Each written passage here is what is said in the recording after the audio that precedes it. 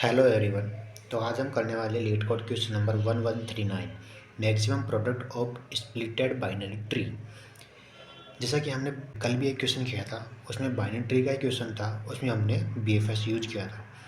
आज जो क्वेश्चन है उसमें भी हमें सेम एक ट्री गिवन है और इसमें बोल रहा है हमें कि आपको इस ट्री को दो पार्ट्स में डिवाइड करना है। उसके बाद में ईच पार्ट्स का सम निकालना है, उन दोनों पार्ट्स के सम को मल्टीप्लाई करना है और ऐसा आप बहुत बार कर सकते हो। जितने भी प्रोडक्ट आएंगे उन सब का मैक्सिमम रिटर्न करना है। जैसे कि हम इसको दो पार्ट्स में कैसे कैसे तोड़ सकते हैं वो देखते हैं पहले। जैसे कि इसमें पहले इसको सपोज अगर हमने यहाँ से तोड़ दिया तो कैसे कैसे बनेगा। ये बनेगा 1 3 6 2 4 और 5। एक तरीका तो ये हो गया। दूसरा तरीका सपोज अगर हमने इसको यहाँ से तोड़ दिया तो क्या बनेगा 1 2 5 3 एंड 6 और ये 4 हो गया। हम इसको यहाँ से भी तोड़ सकते हैं 1 2 4 5 3 एंड 6 और हम इसको यहाँ से भी तोड़ सकते हैं 1 2 4 5 और 3 और 6 और हम इसको यहाँ से भी तोड़ सकते हैं 1 2 4 5 3 और 6। मतलब हमने क्वेश्चन में जैसा बोला था कि आपको दो पार्ट्स में तोड़ना है, हमने इसको दो दो पार्ट्स में तोड़ दिया। जितनी पॉसिबल हो सकते थे उतना तोड़ दिया, एक ये रहा और एक ही पूरा। सही। अब हमें क्या बोला था कि ईच पार्ट्स का सम निकालना है। इस पार्ट का सम कितना हो रहा है 5 4 9 10 11। इस पार्ट का सम कितना हो रहा है 6 3 9 और 1 10। इसका सम है 4, इसका सम है 6 5 11 12 13 14 15 16 17। इसका सम है 5 और इसका सम है 6 4 10 7 13 14 15 16। इसका सम है 9 10 11 12 और 9। इसका सम 9 10 11 12 13 14 15 और 6। सही। अब उसके बाद बोला है कि तुम्हें हर पार्ट का सम निकालना है और उसको मल्टीप्लाई करना है। इसका मल्टीप्लिकेशन कितना आएगा 110, इसका 68, इसका 80, इसका 108, इसका 90। और इनमें से मैक्सिमम क्या है, इनमें से मैक्सिमम है 110। तो हमें ये वाला आंसर रिटर्न करेंगे, ये आंसर हो जाएगा हमारा। हमें पूरी क्वेश्चन में ये करने को बोला है, तो हम इसको कैसे परफॉर्म कर सकते हैं। तो इसके लिए पहले हम जो कर रहे हैं उसको अच्छे से देखो पहले। जैसे कि हमने मान लो इस पार्ट को तोड़ दिया, सही है। जब हमने इस पार्ट को तोड़ लिया और इसका सम निकाला हमने और इस पार्ट को अलग किया, इसका सम निकाला हमने, अलग अलग कर लिया दोनों को, इसको अलग कर लिया, इसको अलग कर लिया, इसका सम 10 आया। मतलब हम जैसे कि हमारे पास सपोज करो कि हमारे पास टोटल 15 था, उसको हमने तोड़ लिया किस में 9 में और 6 में। ऐसा तो कर रहे हैं हम कि पूरा ट्री था उसको अलग कर लिया, थोड़ा सा अलग कर लिया। मतलब 15 को 9 में कर लिया और 6 में कर लिया। सही है। ये क्या है फर्स्ट है, ये सेकंड है। तो फर्स्ट प्लस सेकंड बराबर 15 आ रहा है ना। तो इससे हमने क्या ऑब्जर्व किया कि अगर हमें एक पार्ट का सम मिल जाए तो हम दूसरे पार्ट का सम निकाल सकते हैं। मतलब अगर हम यहाँ पर खड़े हैं 2 के ऊपर और हम सोच रहे हैं कि इस 2 को यहाँ से डिस्कनेक्ट कर दें, तो हमें इधर जाने की इसका सम निकालने की ज़रूरत नहीं है। यहाँ पर खड़े होकर ही हम इसका सम कैलकुलेट कर लेंगे और टोटल में से इसका सब्ट्रैक्ट कर देंगे तो इस जगह सम आ जाएगा। समझ रहे हो ना मैं क्या बोलना चाह रहा हूँ वो। तो हम इसी चीज़ को अप्लाई करेंगे अपने कोड में। तो मतलब इसको अप्लाई करने के लिए हमें ट्री का टोटल सम चाहिए। अब ट्री का टोटल सम कैसे निकालेंगे, 2 तरीके हमारे पास, BFS और DFS। BFS और DFS। किसी से भी निकाल सकते हो। कल हमने BFS यूज किया था, आप उस BFS वाले तरीके से भी कर सकते हो इसको। आज हम DFS वाला तरीका देखेंगे सम निकालने के लिए। अब DFS में क्या करते हैं, DFS में एक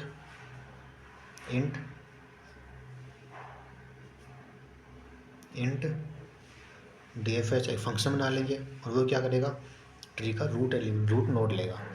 अब अगर हमारा रूट इक्वल टू नल हो गया तो हम क्या रिटर्न कर देंगे, रिटर्न 0 कर देंगे, क्योंकि जब नल पर पहुंच चुका है तो उसके बाद कुछ ही नहीं, नल तो खुद ही 0 है, तो वहाँ से हम 0 रिटर्न कर देंगे।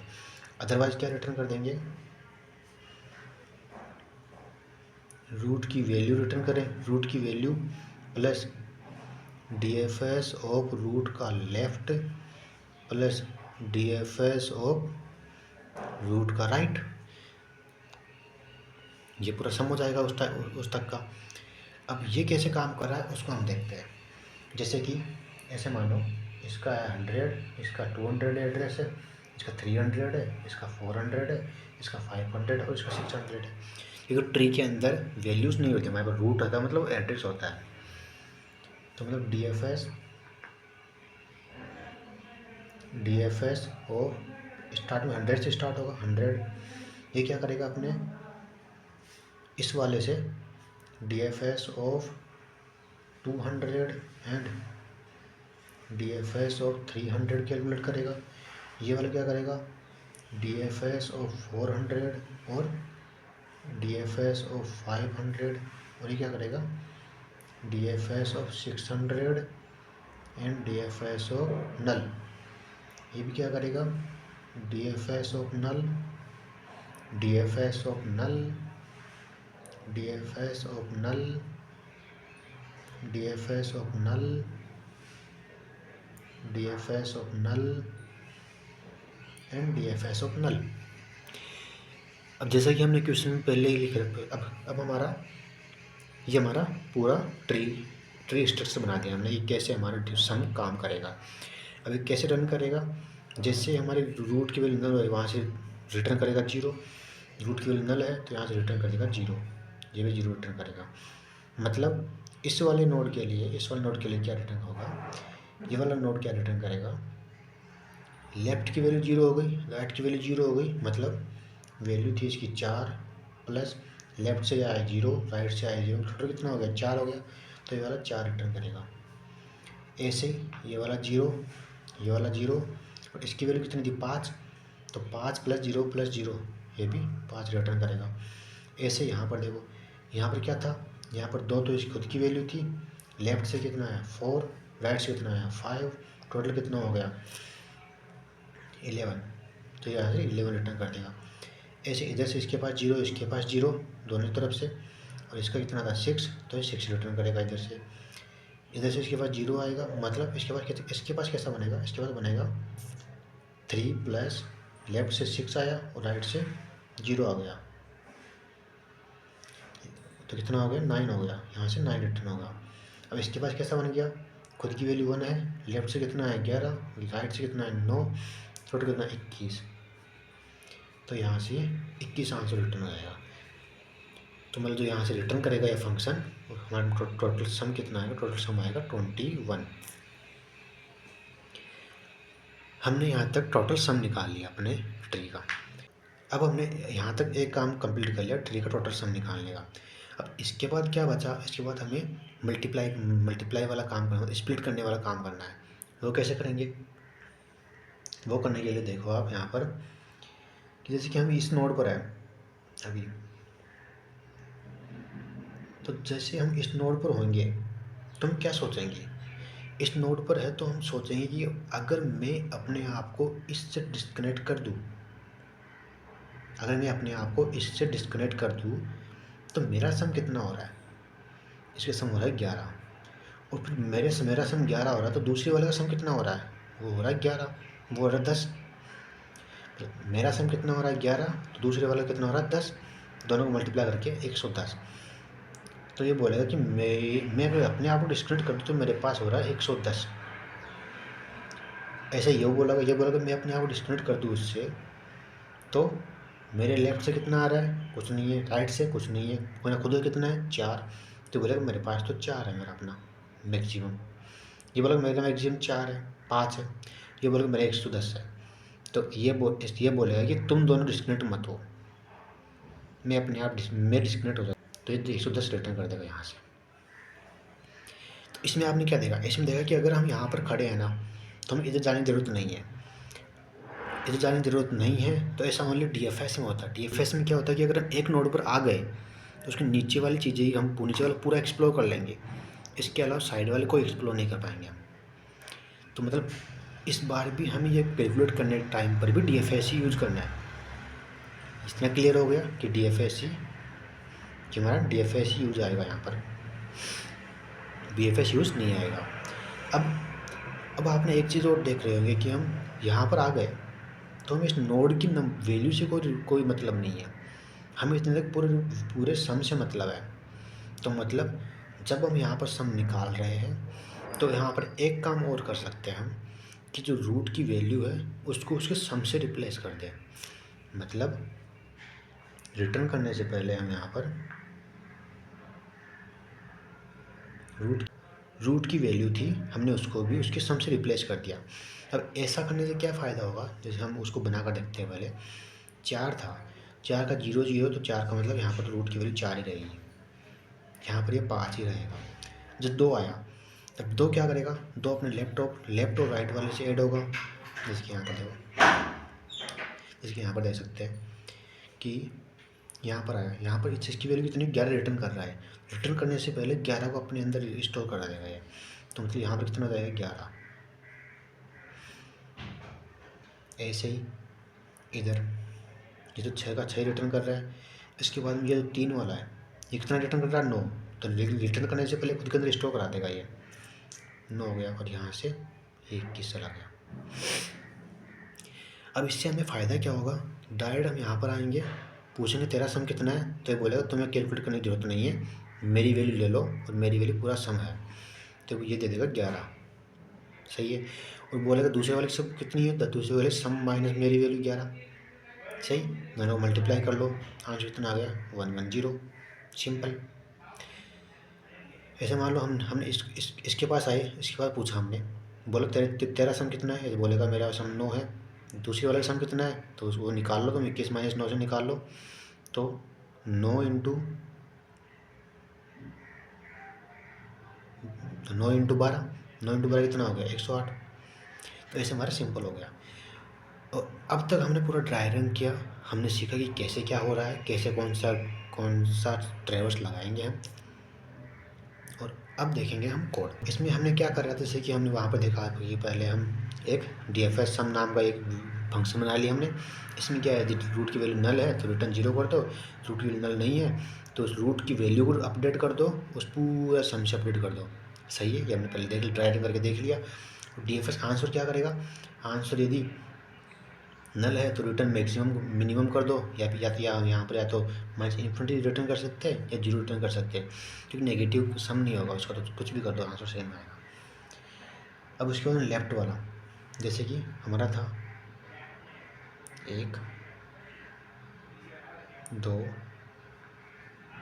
3 4 5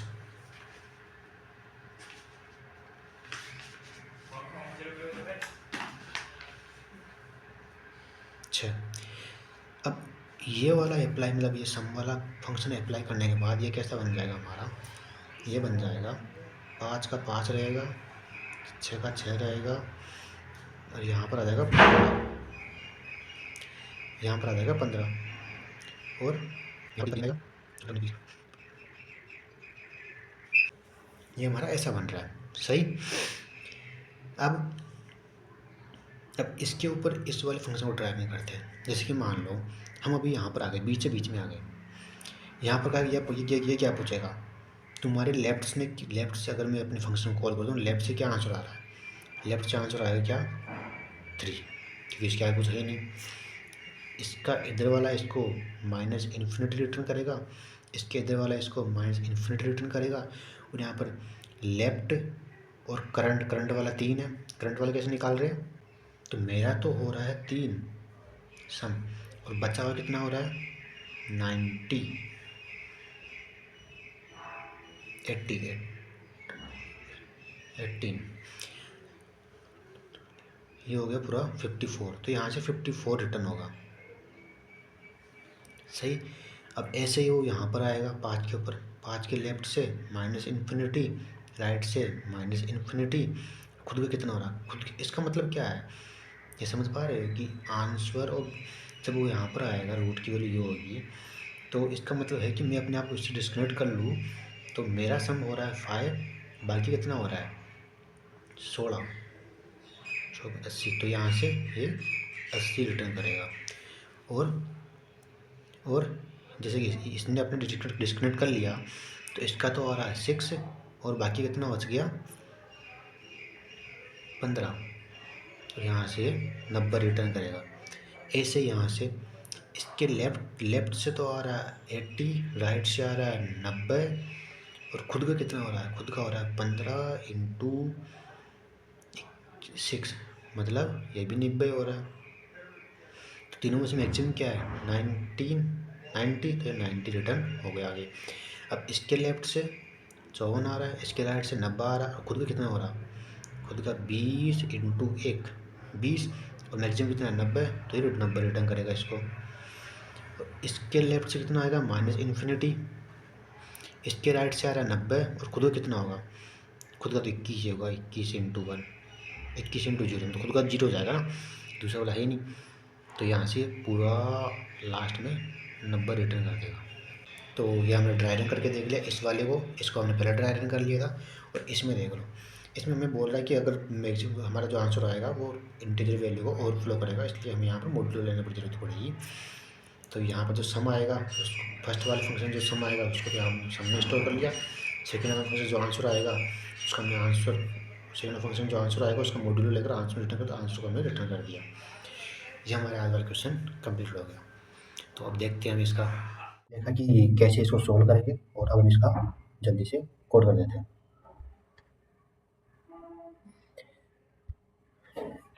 हमने देखा था पहले कि एक सम फंक्शन बनाएंगे,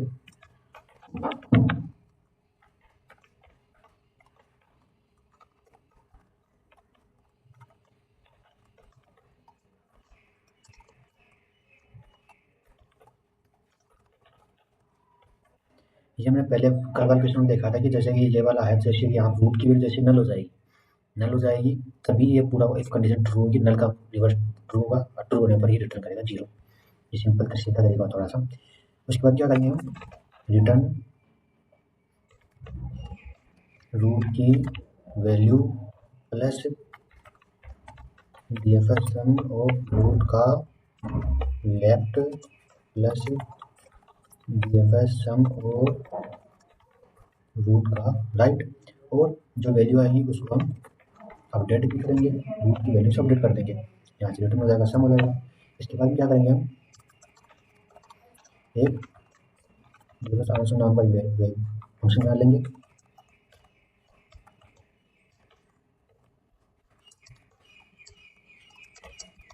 और ये एक सम तो वेरिएबल लेगा। इसमें क्या होगा, इफ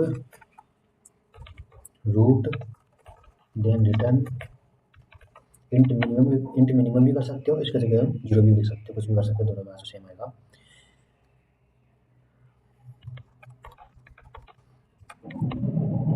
लेफ्ट में क्या होगा,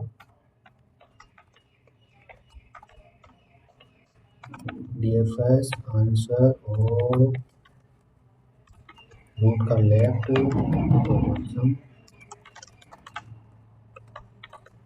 राइट में क्या होगा, डीएफएस आंसर ऑफ रूट का राइट एंड सम। करंट क्या होगा, करंट होगा रूट का value into sum minus root का वैल्यू। तो एक चीज़ और, इसको कैपिटल एल एल से क्यों करेंगे, लोग लॉन्ग लॉन्ग में इसको कन्वर्ट कर रहे हैं, इसलिए मल्टीप्लाई कर रहे हैं कैपिटल 1 एल एल से। 1 से एल एल का मतलब होता है लॉन्ग लॉन्ग, और 1 का मतलब होता है 1, मतलब इस पूरे को 1 से मल्टीप्लाई करें, लेकिन जो 1 है वो इंटीजर नहीं है, वो लॉन्ग लॉन्ग है, इसलिए पूरा लॉन्ग लॉन्ग में कन्वर्ट हो जाएगा। रिटर्न क्या करेंगे, maximum of current left and right.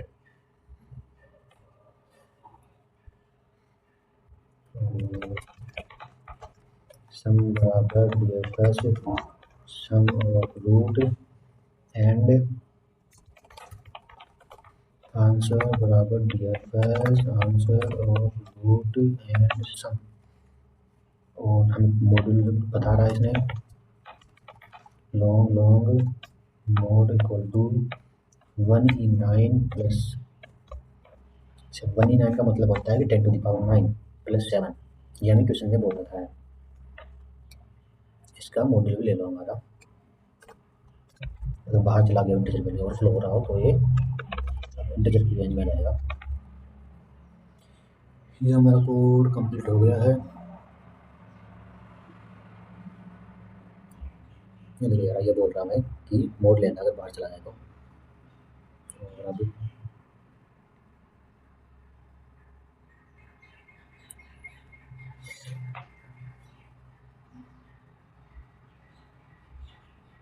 ये कोड हमारा सबमिट हो चुका complete. So thanks everyone and मिलते हैं नेक्स्ट वीडियो में।